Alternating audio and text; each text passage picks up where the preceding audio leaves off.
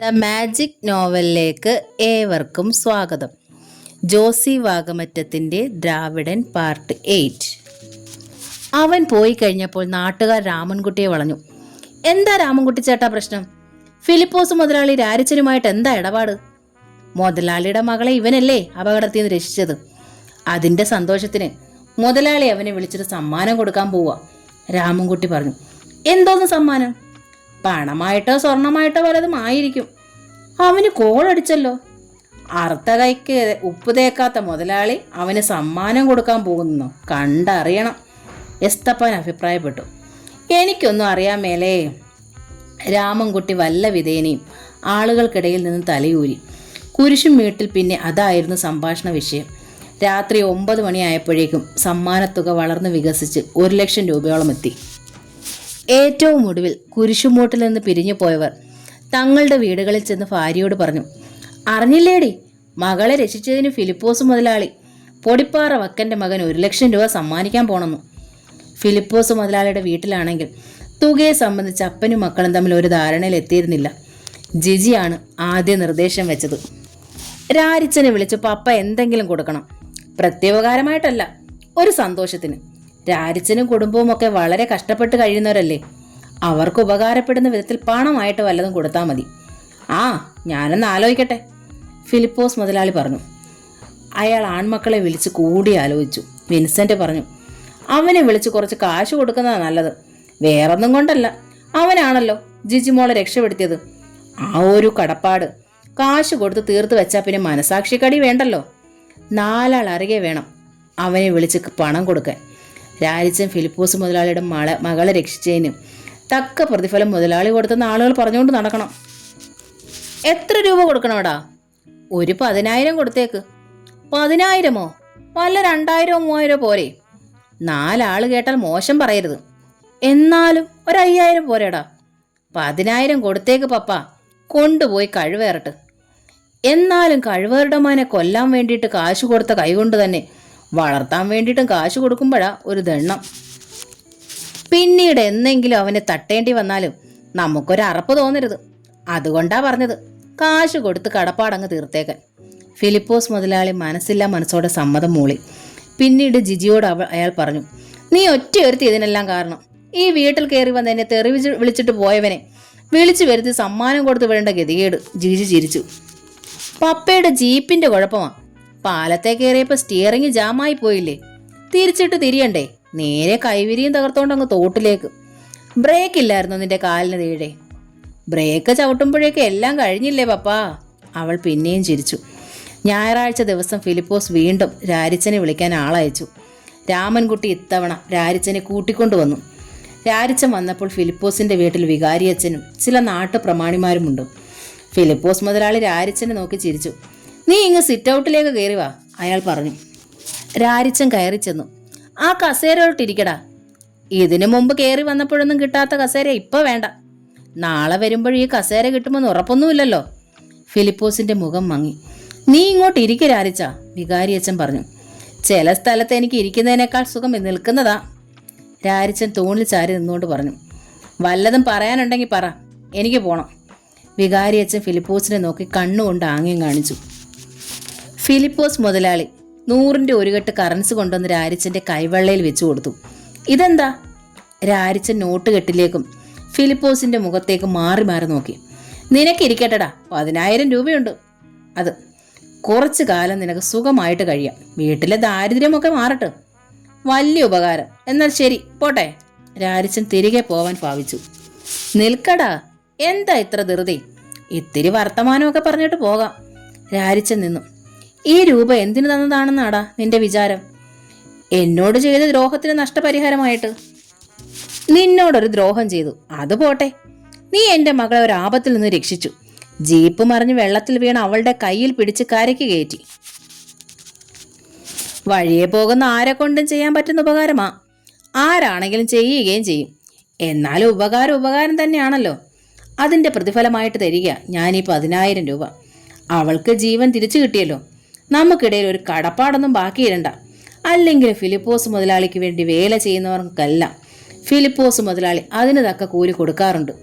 ഇത്രയും വലിയൊരു തുക നീ പ്രതീക്ഷിച്ചിട്ടില്ലെന്ന് എനിക്കറിയാം. നിന്റെ ജീവിതത്തിൽ ആദ്യം കാണുകയല്ലേ 10,000. രാരിച്ചൻ ചിരിച്ചുകൊണ്ട് ആ നോട്ട് കെട്ട് കൈവെള്ളയിലിട്ട് തൂക്കം നോക്കി. 2 കൈകൊണ്ടും പതുക്കെ തട്ടി വിളിച്ചു. തൻ്റെ മോളുടെ ജീവൻ രക്ഷിച്ചതിൻ്റെ കൂലിയാ അല്ലേ? ആ. അവളെ ഇങ്ങോട്ട് വിളിച്ചേ. എന്തിനാ? അതിൻ്റെ ആവശ്യമില്ല. ഒരു നന്ദി പറഞ്ഞിട്ട് പോകാനാ. മോളെ, ജിജി മോളെ. ഫിലിപ്പോസ് അകത്തേക്ക് നോക്കി വിളിച്ചു. സ്റ്റീരിയോയിൽ ഹിന്ദിപ്പാട്ട് കേൾക്കുകയായിരുന്നു. ജിജി എഴുന്നേറ്റ് വന്നു. രാരിച്ചനെ കണ്ട് അവൾ സൗഹൃദ ഭാവത്തിൽ കൈ പൊക്കി ഹലോ എന്ന് പറഞ്ഞു. നിന്നെ ഒന്ന് കാണാൻ വിളിച്ചതാ. ഇത് കണ്ടോ, 10,000 രൂപ നിന്റെ തന്ത കൂലിയായിട്ട് തന്നതാ. ചുരുക്കി പറഞ്ഞാൽ നിന്റെ ജീവന്റെ വില. ജിജി ഒന്നും മിണ്ടിയില്ല. ഞാൻ കരുതിയത് നിങ്ങൾ പണക്കാരുടെ ജീവന് വലിയ വിലയുണ്ടെന്നാ. രാരിച്ചൻ നോട്ട് കെട്ട് മുകളിലേക്ക് പിടിച്ചുകൊണ്ട് പറഞ്ഞു. ഇപ്പോഴാ മനസ്സിലായത് ഞങ്ങൾ വളർത്തുന്ന കന്നാലിയുടെയും ഷീമപ്പന്നിയുടെയും ഒക്കെ വിലയോ നിങ്ങൾക്കുള്ളൂന്ന്. രാരിച്ച, അതൊരു പ്രതിഫലമായിട്ട് തന്നെയല്ല, ഒരു സമ്മാനമായിട്ട്, ജിജി പറഞ്ഞു. നിന്റെ തന്ത അങ്ങനല്ലല്ലോ പറഞ്ഞത്. അയാൾ 10,000 തന്ന് കടപ്പാട് തീർത്തതാ. സത്യം പറയാലോ കുഞ്ഞെ, നിനക്ക് 10,000 രൂപയുടെ വിലയുള്ളതെന്ന് അറിഞ്ഞിരുന്നെങ്കിൽ ഞാൻ ആ വെള്ളത്തിലൊന്നും ചാടി രക്ഷപ്പെടുത്തത്തില്ലായിരുന്നു. ജിജി ദേഷ്യത്തിൽ പപ്പയെ നോക്കി. രാരിച്ചൻ ഫിലിപ്പോസിന്റെ മുമ്പിലേക്ക് നിന്നു. മുതലാളിയെ, ഞാനൊരു 25,000 അങ്ങോട്ട് തരാം. നിങ്ങൾക്ക് തീരെ വിലയില്ലാത്ത ഈ ചരക്കിനെ ഇങ്ങ് തന്നേക്കുവോ? ഈ നാട്ടിലെ പാവപ്പെട്ടവരുടെ വേശ്യ കാഞ്ഞാറ് കുഞ്ഞുഞ്ഞമ്മ എങ്ങനെ കളിച്ചാലും ദിവസം 100 രൂപ കാശ് അവൾ ഉണ്ടാക്കുന്നുണ്ട്. ആ കണക്ക് വെച്ച് നോക്കി കൂട്ടിയാലും നിങ്ങളുടെ മോൾക്ക് തരുന്ന തീറ്റ വില 25,000 മുതലാക്കാൻ അധിക ദിവസമൊന്നും വേണ്ട. മുതലാളിക്ക് ലാഭം, എനിക്കും ലാഭം. നാട്ടുകാർക്കാണെങ്കിൽ ഒരുമാതിരി കൊള്ളാവുന്ന ഒരു ചരക്കിനെ കിട്ടുകയും ചെയ്യും. കുഞ്ഞുഞ്ഞമ്മയെ മടുത്തിരിക്കുമല്ലേ എല്ലാവർക്കും. ഒരു പുതുമയാകട്ടെ. നഷ്ടം കുഞ്ഞുഞ്ഞമ്മയ്ക്ക് മാത്രമേ ഉള്ളൂ. അത് സാരമില്ല. എങ്ങനാ, കച്ചവടം ഉറപ്പിക്കുന്നോ? എടാ, എൻ്റെ വീട്ടിൽ കയറി വന്ന് എൻ്റെ മുഖത്ത് നോക്കി നീ. ഫിലിപ്പോസ് പൊട്ടിത്തെറിച്ചു. രാരിച്ചന് ഒരു ഉരുപ്പടിക്ക് ഒരു വില പറഞ്ഞതാ. നഷ്ടമാണെങ്കിലും ലാഭമാണെങ്കിലും പറഞ്ഞ കാശ് തരും. മുതലാളി മാറിയിരുന്ന് ആലോചിക്കേ. തൽക്കാലം അഡ്വാൻസ് ആയിട്ട് ഇതങ്ങ് പിടിക്കും. രാരിച്ചൻ 10,000 കെട്ട് ഫിലിപ്പോസിനെ ഏൽപ്പിച്ചു.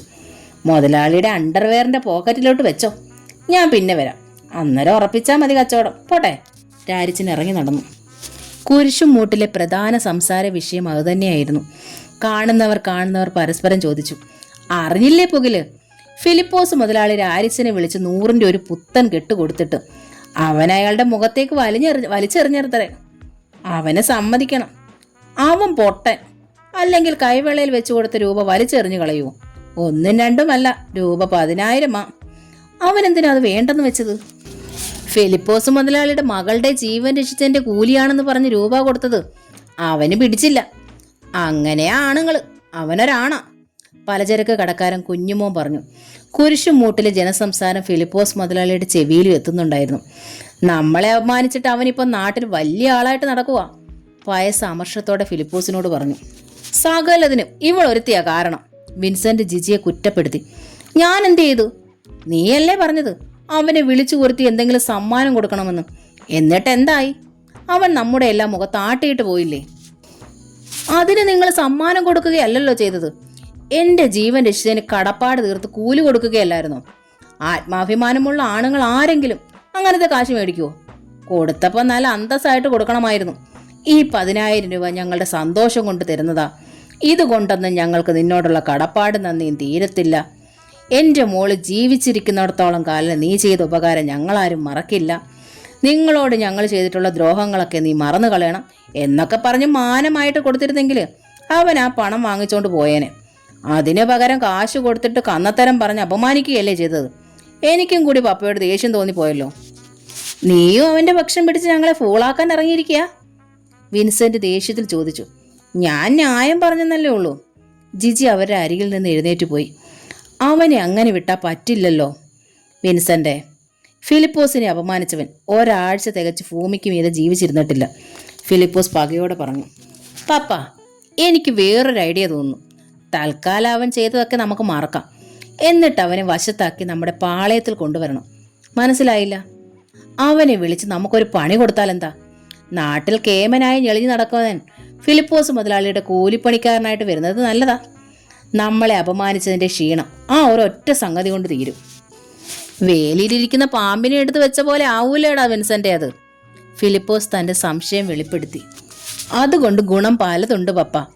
ഒന്നാമത് നമ്മുടെ വീട് പണി ചെയ്യിക്കുക അവനെ കൊണ്ട്.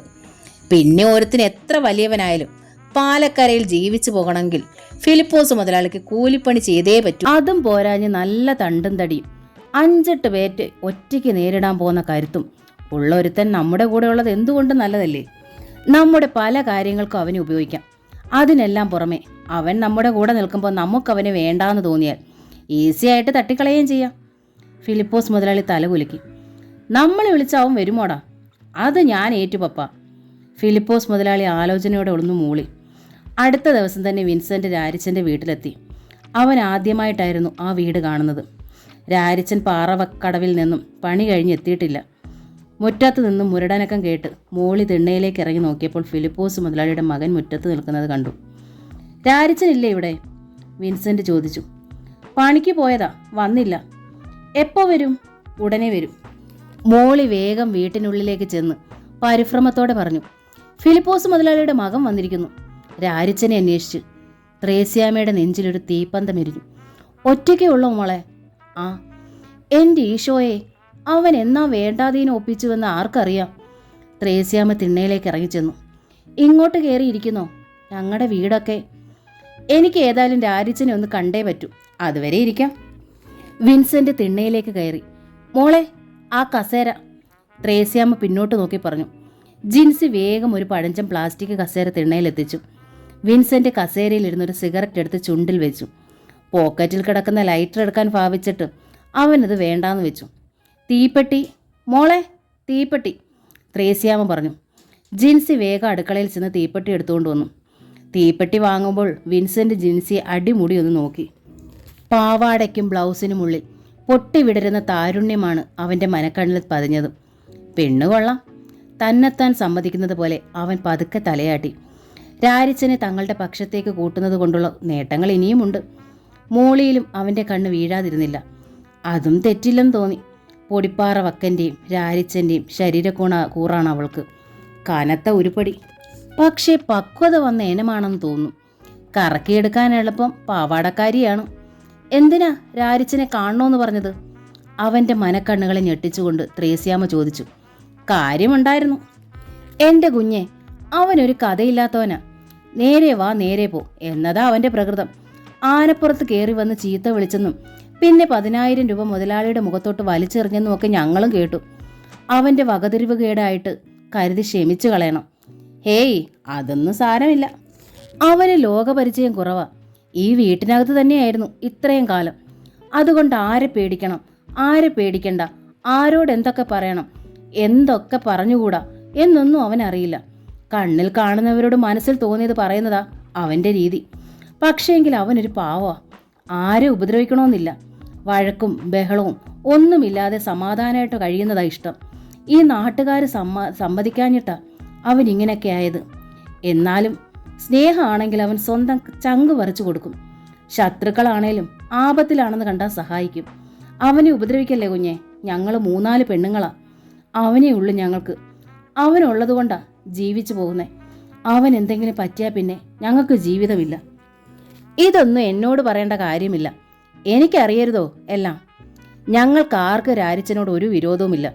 നേരത്തെ ഉണ്ടായിരുന്നു. അവൻ്റെ സ്വഭാവം മനസ്സിലാക്കിയപ്പോൾ അതങ്ങ് മാറി. എൻ്റെ പെങ്ങളുടെ ജീവൻ രക്ഷിച്ചത് രാരിച്ചനല്ലേ, അത് ഓർത്താൽ മതിയല്ലോ. വേറെ ആരെങ്കിലും ചെയ്യുമോ? അതോടെ ഞങ്ങളുടെ പിണക്കമെല്ലാം പോയി. പിന്നെ രാരിച്ചനെ രൂപ സ്വീകരിക്കാത്തതിൽ ഞങ്ങൾക്ക് വിഷമമുണ്ട്. പിന്നെ ആലോചിച്ചപ്പോൾ അവൻ ചെയ്തതാ ശരിയെന്ന് തോന്നി. ജീവൻ രക്ഷിച്ചതിന് കൂലി മേടിക്കാൻ അവൻ്റെ ആണത്ത് സമ്മതിച്ചില്ല. അത്രയേ ഉള്ളൂ. മോൾ എന്ത് ചെയ്യുക? പഠിക്കുകയാണോ? ജിൻസിയെ നോക്കി അവൻ ചോദിച്ചു. പഠിക്കുകയായിരുന്നു. ഓരോ പ്രശ്നങ്ങൾ വന്നപ്പോൾ നിർത്തി. പേരെന്താ? ജിൻസി. നല്ല പേര്. മൂത്ത പെങ്കൊച്ചിൻ്റെ പേരെന്താ? മോളി. അവൾ വീട് പണിയൊക്കെ ആയിട്ട് നിൽക്കുക. എന്നാ പിന്നെ തോട്ടത്തിൽ പണിക്ക് വിടാൻ മേലായിരുന്നോ? വക്കച്ചായനുണ്ടായിരുന്നപ്പോൾ അതിനൊന്നും സമ്മതിക്കുകയില്ലായിരുന്നു. അതും ശരിയാ. പൊടിപ്പാറ വക്കൻ എന്ന് പറഞ്ഞ ആരായിരുന്നു? നാട് നടുക്കി ജീവിച്ചവനല്ലേ. പക്ഷെ പറഞ്ഞിട്ടെന്താ കാര്യം? ആരാന്ന് പറഞ്ഞാൽ അത്രയൊക്കെ ഉള്ളൂ. അപ്പോഴേക്ക് രാരിച്ചൻ മുറ്റത്തേക്ക് കയറി വരുന്നത് കാണായി. രാരിച്ചനെ കണ്ടിട്ട് കസേരയിൽ ബലം പിടിച്ചിരിക്കണമെന്ന് ഓർത്തെങ്കിലും അവൻ തിണ്ണയിലേക്ക് കയറിയപ്പോൾ വിൻസെൻ്റ് അറിയാതെ എഴുന്നേറ്റ് പോയി. രാരിച്ചൻ വിൻസെൻറ്റിനെ നോക്കി. ഫിലിപ്പോസ് മുതലാളിയുടെ മകൻ എന്താ ഇവിടെ കാര്യം? മയമൊന്നുമില്ലാതെ രാരിച്ചൻ ചോദിച്ചു. പപ്പ പറഞ്ഞിട്ടിട്ട് വന്നതാ ഞാൻ. അമ്മ എന്തിനാ കസേരയൊക്കെ ഇട്ട് കൊടുത്തത്? പെമ്പിള്ളാരുള്ള വീട്ടിൽ കയറ്റാൻ കൊള്ളാത്തവനാ. ത്രേസ്യാമ്മ വാ പൊളിച്ചു പോയി. ഫിലിപ്പോസ് മുതലാളിയുടെ മകനെ മുന്നിലിരുത്തിക്കൊണ്ട് ഇങ്ങനെ വെട്ടിത്തുറന്ന് പറയാൻ ഇവൻ എങ്ങനെ കഴിയും? വിൻസെന്റ് ചമ്മലകറ്റാൻ വേണ്ടി ഒച്ച വെച്ച് ചിരിച്ചു. രാരിച്ചൻ ചിലപ്പോൾ തമാശയും കത്തിക്കും അല്ലേ? തമാശയല്ല, പെണ്ണ് വിഷയത്തിൽ നിങ്ങൾ അപ്പനും മക്കളും കേമന്മാരാന്ന് അറിയാവുന്നത് കൊണ്ട് പറഞ്ഞതാ. വിൻസെന്റിന്റെ മുഖം ചുവന്നു. അങ്ങനെ ഞങ്ങളെ മാത്രം പറയണ്ട, നിന്റെ അപ്പൻ പൊടിപ്പാറ വക്കനും ആ കാര്യത്തിൽ ഒട്ടും മോശമല്ലായിരുന്നു. ഒരു ചെറിയ വ്യത്യാസമുണ്ട് മോനെ. എൻ്റെ അപ്പൻ പൊടിപ്പാറ വക്കൻ ചത്തുപോയി. നിങ്ങൾ അപ്പനും മക്കളും ജീവിച്ചിരിക്കുന്നു. ചത്തവരെ കൊണ്ട് പെമ്പിള്ളാർക്ക് വലിയ ദൂഷ്യമില്ല. അതേസമയം ജീവിച്ചിരിക്കുന്ന നിങ്ങളെ കൊണ്ട് ഇനിയും ഒരുപാട് ദൂഷ്യങ്ങളുണ്ട്. ജിൻസിയും ത്രേസ്യാമ്മയും മോളിയും എല്ലാം അന്തം വിട്ട് നിൽക്കുകയാണ്. രാരിച്ചൻ തലയിലെ കെട്ടഴിച്ച് തോർത്തു കുടഞ്ഞ് തോളിലേക്കിട്ടു. ഒരു ബീഡി എടുത്ത് ചുണ്ടിൽ വെച്ചുകൊണ്ട് ചോദിച്ചു, ആട്ടെ, ഫിലിപ്പോസ് മുതലാളിയുടെ പൊന്നുമോനെന്താ ഈ വഴിക്കൊക്കെ വന്നത്? നിന്നെ പണിക്ക് വിളിക്കാൻ വന്നതാ? ഓഹോ, പല വഴിക്ക് നോക്കിയിട്ടും എന്നെ തട്ടാൻ പറ്റിയില്ല. ഇനിയിപ്പോൾ സ്വന്തം മാളത്തിലോട്ട് കയറ്റി ചതിച്ചു കൊല്ലാനായിരിക്കും. നിന്നെ കൊല്ലണമെന്ന് വെച്ചാ രാരിച്ച സെക്കൻഡുകൾ മതി. ഇപ്പം ഈ നിൽക്കുന്ന നിലപ്പിൽ നിന്നെ കൊല്ലാൻ എനിക്ക് പറ്റും. കാണണോ നിനക്ക്? ഞൊടിയിടയിൽ പാൻറ്റിൻ്റെ പോക്കറ്റിൽ നിന്നും ഒരു കൈത്തോക്ക് വലിച്ചെടുത്ത് രാരിച്ചൻ്റെ നേർക്ക് ചൂണ്ടിക്കൊണ്ട് വിൻസെൻ്റ് പറഞ്ഞു. ത്രേസ്യാമ്മയും മോളിയും ജിൻസിയും പേടിച്ച് വിളറിപ്പോയി. ഇത് കണ്ടോ? തോക്കിൻ്റെ കാഞ്ചിയിൽ ചൂണ്ടുവിരൽ കൊണ്ട് വളച്ചുകൊണ്ട് വിൻസെൻ്റ് തുടർന്നു. ഞാൻ ഈ വിരൽ പിന്നോട്ടൊന്ന് വലിച്ചാൽ അടുത്ത നിമിഷം നീ താഴെ വീണ് പുഴുവിനെ പോലെ പിടയ്ക്കും. 10 സെക്കൻഡ് കഴിഞ്ഞാൽ പിന്നെ നീ രാരിച്ചനല്ല, വെറും ഒരു ശവം. കാണണോ നിനക്ക്? കേസ് വന്നാൽ സുന്ദരമായിട്ട് ഞാൻ അങ്ങ് തലയൂരിപ്പോവും. 1-2 ലക്ഷം രൂപ കളയേണ്ടി വന്നാലും. അക്ഷോഭ്യനായി തോക്കിൻ്റെ കുഴലിൻ്റെ മുമ്പിൽ നിൽക്കുകയായിരുന്ന രാരിച്ചൻ വായുവിലൊന്ന് ചലിച്ചുവെന്ന് വിൻസെന്റിന് തോന്നി. ചാട്ടവാർ പൊളഞ്ഞതുപോലെ ഒരു സിൽക്കാരം. കയ്യിൽ എന്തോ വന്നിടിച്ചു. അസ്ഥി ഒടിഞ്ഞതുപോലൊരു വേദന. വിൻസെന്റ് അറിയാതെ ഞരങ്ങിപ്പോയി. അവൻ തലയൊന്ന് കുടഞ്ഞ് നേരെ നോക്കുമ്പോൾ രാരിച്ചൻ നിന്ന സ്ഥലത്ത് തന്നെയുണ്ട്. തോക്കപ്പോൾ അവൻ്റെ കയ്യിലാണ്. അതിൻ്റെ കുഴൽ തൻ്റെ തലയുടെ നേർക്ക്. വിൻസെന്റ് നടുങ്ങിപ്പോയി. ഇത് പൊട്ടണമെങ്കിൽ ഇതേ പിടിച്ചാണോ വലിക്കേണ്ടത്? രാരിച്ചൻ കാഞ്ചിയിൽ വിരലമർത്തിക്കൊണ്ട് ചോദിച്ചു. വിൻസെന്റ് തല പിന്നോട്ട് ഞെളിച്ച് ശ്വാസം അടക്കി പിടിച്ച് കൈ വീശി വിലക്കി.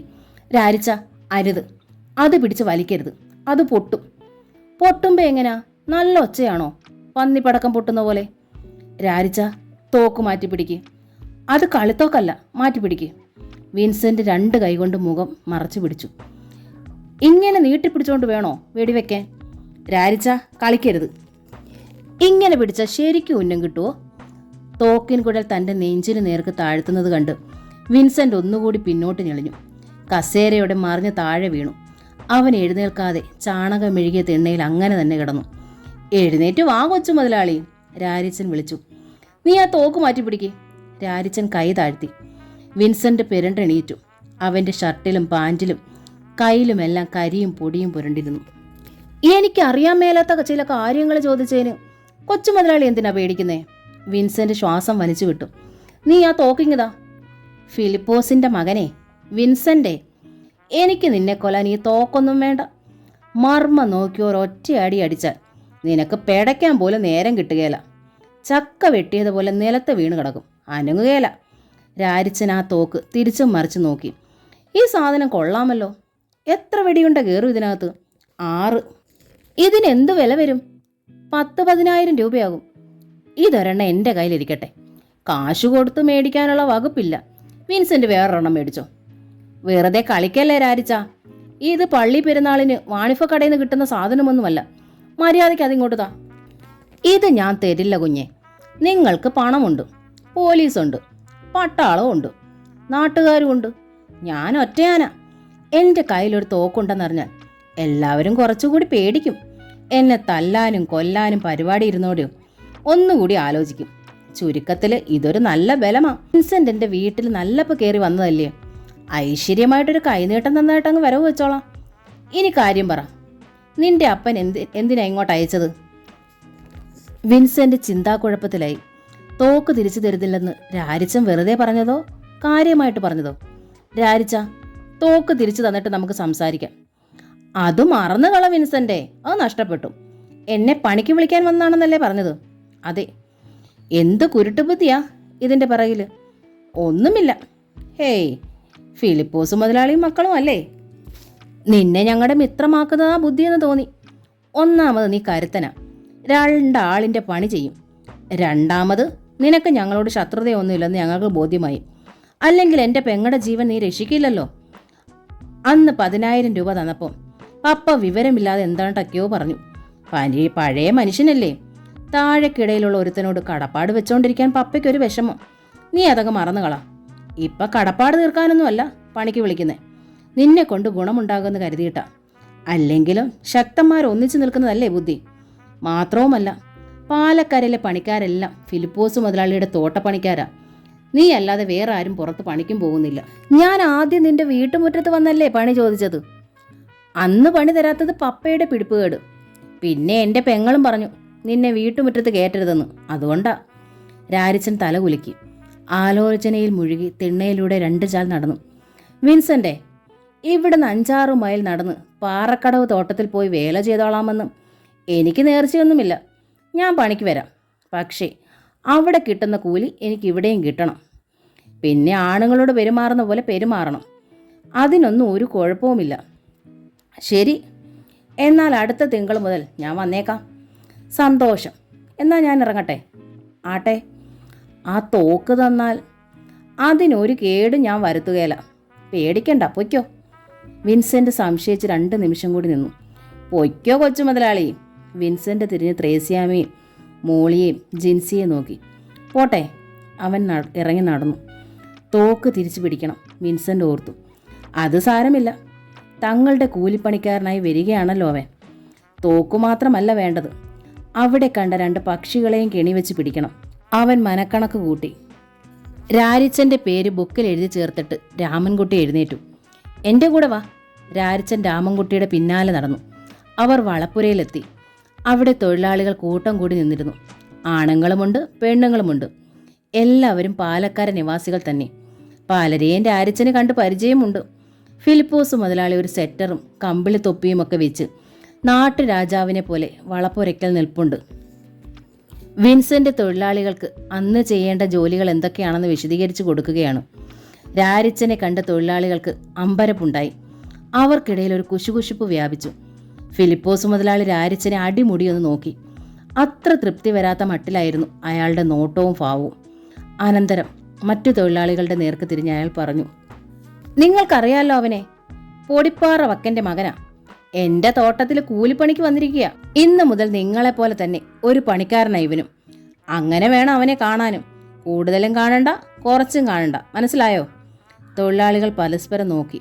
കുഞ്ഞുമ്മൻ പറഞ്ഞു, ഞങ്ങൾക്കും ഞങ്ങളുടെ പെണ്ണുങ്ങൾക്കും മാനമര്യാദയ്ക്ക് ഇവൻ്റെ കൂടെ നിന്ന് ജോലി ചെയ്യാൻ പറ്റുമോ? അവനെ കൊണ്ട് നിങ്ങൾക്ക് ആർക്കും ഒരു ശല്യം ഉണ്ടാകില്ല, അത് ഞാൻ ഏറ്റു. ഫിലിപ്പോസ് പറഞ്ഞു. അവൻ്റെ അപ്പനെ കൊണ്ട് ഞങ്ങൾക്ക് ശല്യമേ ഉണ്ടായിട്ടുള്ളൂ. അവനും പാലക്കരയിൽ കിടന്ന് വിലസത് ഞങ്ങളും അറിയുന്നുണ്ട്. അതുകൊണ്ട് പറഞ്ഞതാ. നിങ്ങൾ ആരും അവൻ്റെ മെക്കിട്ട് കയറാതിരുന്നാൽ മതി. തൊഴിലാളികളുടെ എല്ലാ മുഖത്ത് അനിഷ്ടം പ്രകടമായിരുന്നു. രാരിച്ച, നീ ആർക്കും ഒരു ശല്യത്തിനും പോകരുത്. അടങ്ങി ഒതുങ്ങി നിന്ന് പണി ചെയ്തോണം.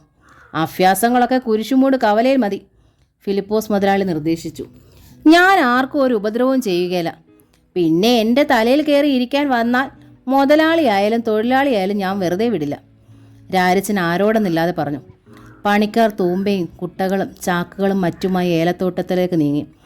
പുരുഷന്മാരിൽ ചിലർ വളപ്പുരയിൽ കടന്ന് വളച്ചാക്കുകൾ തലയിലേന്തി തോട്ടത്തിലേക്ക് ഇറങ്ങി. രാമൻകുട്ടി രാരിച്ചനെ വളപ്പുരയിലേക്ക് നയിച്ചു. വളച്ചാക്കു ചുമലക്കലാണ് നിനക്കുള്ള പണി, രാമൻകുട്ടി പറഞ്ഞു. വളപ്പുര സാമാന്യം വലിയൊരു ഗോഡൌണിൻ്റെ അനുസ്മരിപ്പിക്കുന്നതായിരുന്നു. തകരപ്പാളികൾ കൊണ്ടും അരഭിത്തികൾ കൊണ്ടും അതിനെ പല അറകളായി തിരിച്ചിരിക്കുന്നു.